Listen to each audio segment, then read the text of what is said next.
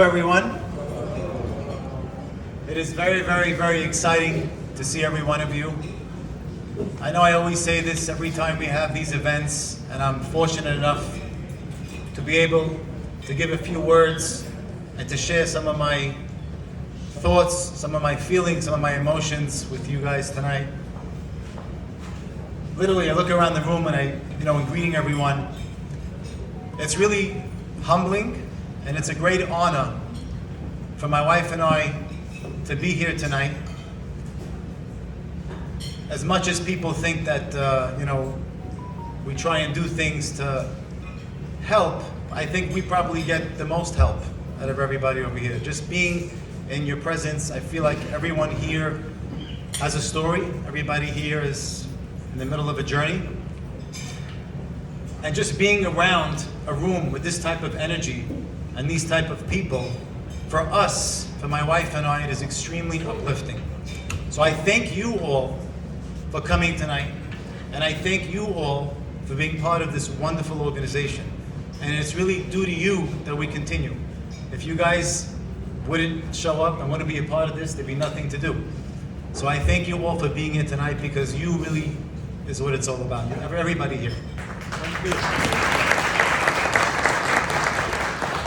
Of course, we have to thank our staff, our devoted staff. We have a new member, Diane Cannon, that joined us recently, and her and Elaine Saruya worked very, very hard on this night. Give them a round of applause. It's amazing how much, I'm not very detail-oriented. I don't notice everything, let's just put it mildly. As my wife, she'll explain more. So I'm like, yeah, okay, we'll do it. Yeah, no, Bison and Bourbon. Okay, and what's it going to cost us? All right, let's do it. And then I realized, wow, they're going into detail after detail. They think of every little thing. So they work very, very hard on this, as does our entire staff. I was fortunate enough this week to spend the day at Karen and just listening to everybody on the phone, and everybody working, and everybody trying to help. It's such a beautiful thing to have a staff that just cares so much about you and your children. So we are fortunate, we are blessed to have the best staff in Brooklyn, maybe the best staff in the world, that works tirelessly throughout the day to help all of your children. So give them also a round of applause. God bless them. So of course, I just want to share a quick thought. Sometimes things cross my mind, and I feel like, to me, it's uplifting. So I like just to share the thoughts that uplift me, that are mechazek me, and hopefully it can be mechazek you as well. I hope. Today in the shul, Rabbi Mansour gave a beautiful class, as he always does, and he was discussing the very difficult news that we're all watching in the last few days. Very sad and very difficult. I'm not going to go into everything that he said and how he was advising to try and digest it. It's obviously very difficult, the news coming out of Israel and what we've seen. But the rabbi quoted a pasuk, and he said a beautiful chidush, and I want to take it and apply it to us. The pasuk says, by the dreams of Yosef HaSadik, pasuk says, V'hine anachnu me'alemim alomim betoch hasadeh. V'hine kama alomati v'gam nisava. What does that mean? Me'alomim alomim betoch hasadeh, that the stalks were in the field, and Yosef said, my stalk rose up, and it stood firm. But the rabbi's right that there's two types of people that can't speak. There's someone that's called the shotek. That means he has the ability to speak, but for whatever reason, he doesn't speak. He's a quiet guy. He's quiet. He's a shotek. And then there's an ilem. An ilem is someone that doesn't have the ability to speak. He's mute. He's unable to speak. And the rabbi writes that the rabbi said there's a third type of person. And that is someone who really does have the ability to speak, but he's in so much shock from what's going on, he's in so much trauma, that he doesn't have the ability to speak. He loses the ability even to communicate on any level. And that's why he says, the pasuk says, V'hine anachnu me'alemim alomim. He said that it makes even the ilams, the people that can't speak, that can normally communicate via sign language, it even makes them even a further level of being an ilam, being a mute. So it's a double mute, and that's the type of shock from the news that we've seen. But I'd like to take these words, and something dawned on me, and apply it to what very many of us go through. You know, the word Ilem, of course, literally means a mute, someone unable to speak. But it also represents a type of child or individual that can't adequately communicate. To a degree, many of our children are considered figuratively like an Ilem. They cannot convey what they're going through. Some of them can't speak. My children, for example, Baruch Hashem, some of them. But there are many children that may be able to speak, but they cannot convey, they cannot communicate what needs to be communicated. So like I said, figuratively, they're called an Ilem, they can't communicate. But what's important about Yosef HaTzadik's dream, and why it applies to, I believe, everyone here tonight, is because even though we are faced with the challenge of having children maybe that can't convey what they're going through fully, or can't communicate properly or at a high level, and we have to try and figure out what's going on with them. How do I help my child? Am I doing a good enough job? It's hard because you really don't know. It's very hard. They can't tell you what's going on sometimes, so they can't clearly convey what they're going through. You know it as a parent instinctively, but they can't convey it. But you don't hear us complaining, Baruch Hashem. We are all proud, we are all strong, and we're silent very often. I mean, once in a while we all have our moments, and that's okay. But by and large, we're quiet about the fact that we have children with such difficulty. We don't walk around moping. We don't walk around sad. We don't walk around complaining all day long about our children. We are quiet about the fact that our children have this aspect of Ilem. V'hineh anachnu me'alemim alumim. We are silent about the silent ones. The silent ones are the children. The me'alemim are us. We are silent about the silent ones, so to speak, that we have. V'hineh, but what happens after that? Behold, as Yosef HaTzadik says in his dream, V'hineh is a lashon, it's a term of wonder, amazement. Kama alumati v'gam nitzava. Kama alumati means that the Ilem, the quiet one, will rise. The one that can't communicate well or at all, or the one that we're having a hard time with, or let's call the child the special child. Kama alumati v'gam nitzava. That the special one, the quiet one, will rise up and stand tall. And what happens? All the other children bow down to that one, as incredible as it may sound. You know, we see a similar concept in the Hallel. I think I said this once on one of the recordings that we leave once in a while. It says, Even ma'asu habonim hayeta lerosh pina. Which literally means, Even, the stone, ma'asu habonim, that the builders say, nah, this is no good. We're building a building, this stone's not going to work. It's misshaped, it's misformed, it's not, we can't use this for the building. Ma'asu habonim. The builders took the stone and tossed it on the side, said, now we can't use this. But David HaMelech writes, Hayeta lerosh pina, that the stone ended up being lerosh pina, on the top, cornerstone. The stone that the builders felt would be worthless ends up being at the top and the cornerstone. The word Eben, of course, is like the word Ben. Aleph Ben, the unique child. Ma'asu habonim, that the people said, the people said, what's this child going to be worth? What could this child do for society? Where is this child going to take us?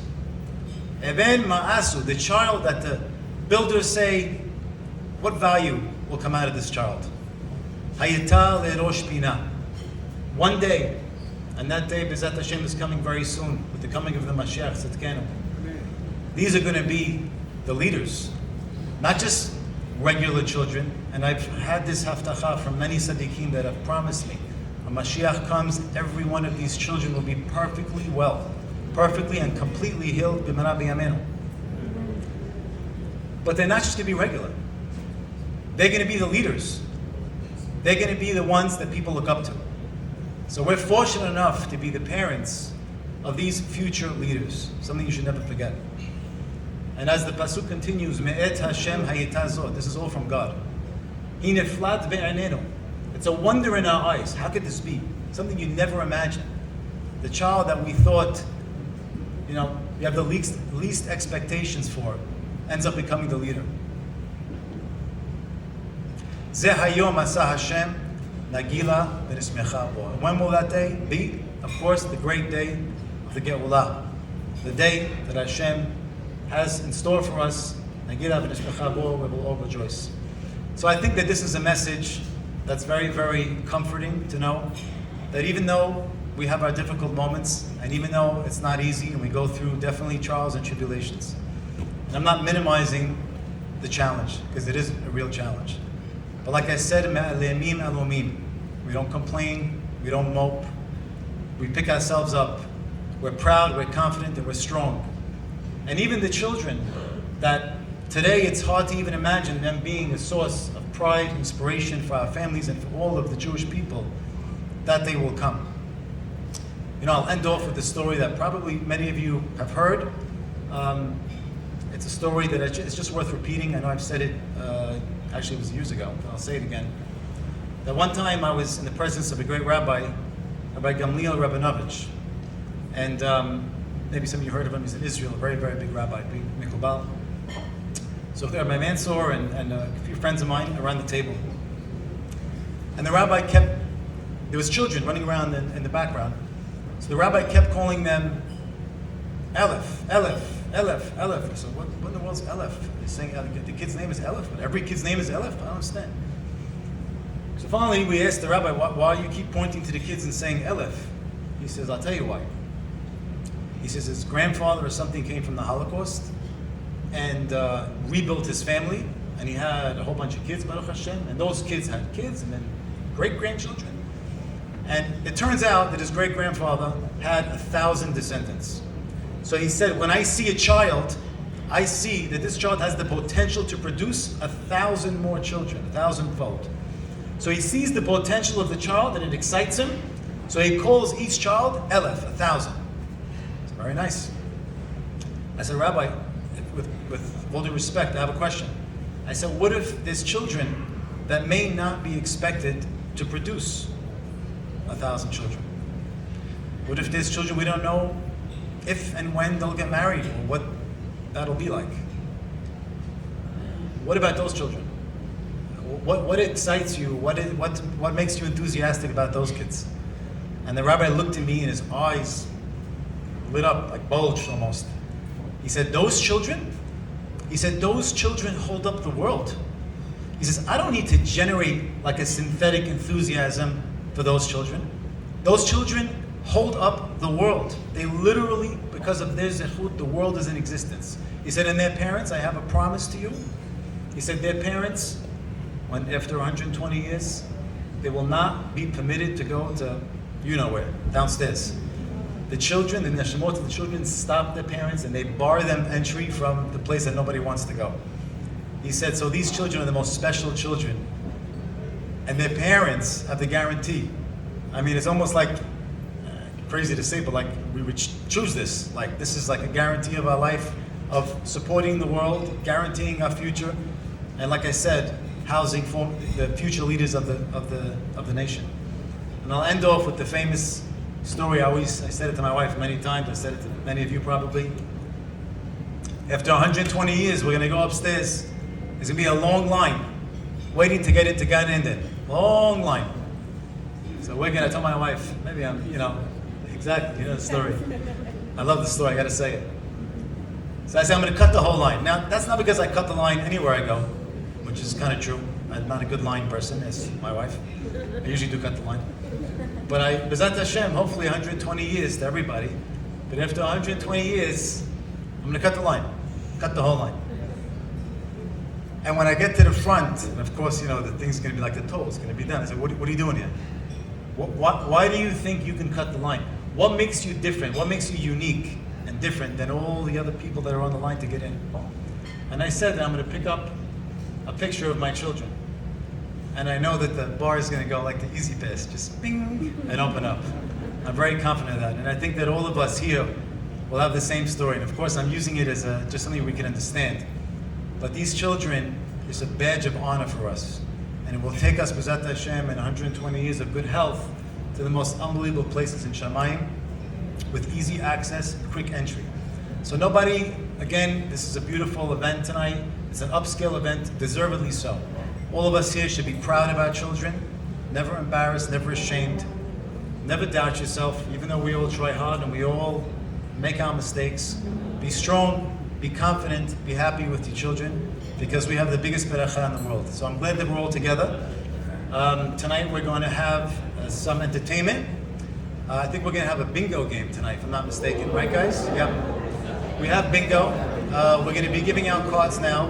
And we have a whole bunch of prizes we're giving out. The girls know what, like I said, I'm not a big detail guy, but the girls know what the prizes is. There's going to be Amazon gift cards, Bordeaux Steakhouse gift cards, and a whole bunch of other stuff. So let's have some fun. Thank you for coming, and